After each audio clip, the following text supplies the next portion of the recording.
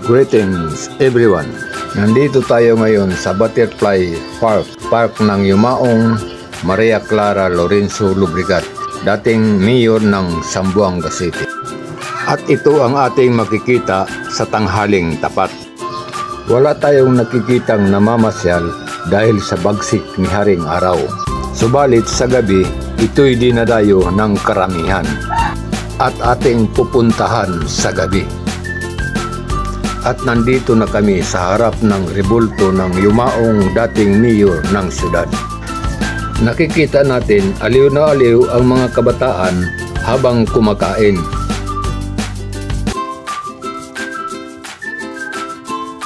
At mapagmamasdan natin ang rebulto ng Yumaong dating mayor ng syudad. Malawak ang nasasakupan sa nasabing park at may bakod ito. May bantay sa pintuan na nagpapatupad ng palisiya. Tahimik ang likurang bahagi ng lugar at may iilan na nagre-relax.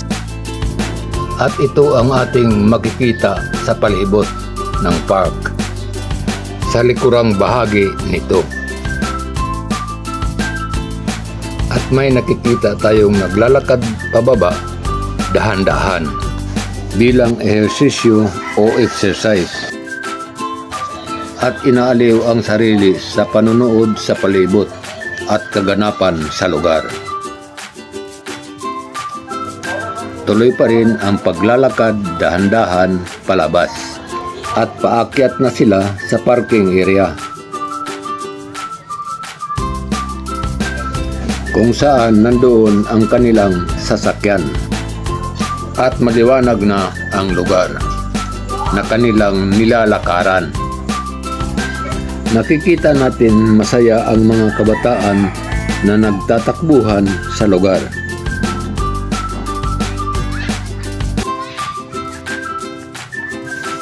Malawak ang parking area kaya walang problema sa pagpaparada ng sasakyan. Sa labas naman ng park, nakahilira ang mga tindahan at ito'y ating napagmamasdan mula sa loob.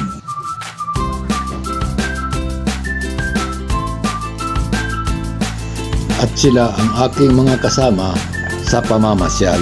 Hanggang dito na lang. Salamat sa abala and God bless.